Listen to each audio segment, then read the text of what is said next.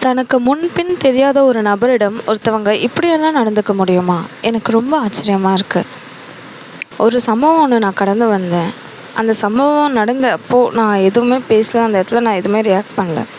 ஆனா அது என்ன என்னமோ டிஸ்டர்ப் பண்ணிக்கிட்டே இருக்கு. நான் ஏன் அந்த இடத்துல பேசல? நான் ஏன் அது எதுவுமே செய்யலன்னு. ஒண்ணும் இல்ல. ஒரு பஸ்ல வந்துட்டுருந்தேன்.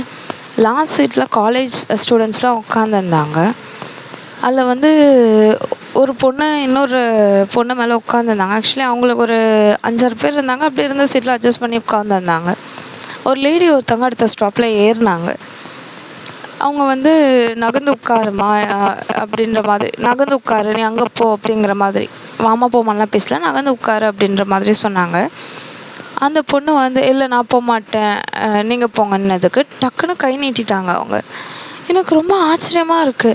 எப்படி நான் என்ன கேட்குறேன், பஸ்ல ஏறுனா இடம் இல்லன்னா அப்சல்யூட்லி நம்ம நின்னு தான் ஆகணும். அந்த இடத்துல எப்படி ஒருத்தவங்க கை நீட்டுவாங்க?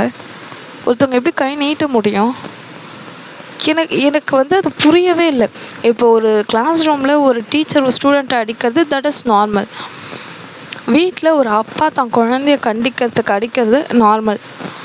முன்ன பின்ன தெரியாத ஒருத்தவங்க கிட்ட ஒருத்தவங்களால முடியும்? எந்த நம்பிக்கையில கை நீட்டுறாங்க? ஒருவேளை அந்த பொண்ணு திருப்பி கை நீட்டியிருந்தா, அவங்க வயசானவங்க. அவங்களுக்கு அது அவமானமா போயிருக்காதா? ஆக்சுவலா சின்ன பசங்கலாம் இப்ப பெரியவங்களா நடந்துக்கிறாங்க. பெரியவங்களும் உங்க வயசுக்கு ஏத்த மாரி நடந்துக்கோங்க. வீட்ல நீங்க இருக்கிற மாதிரியே வெளியில இருக்க முடியாது.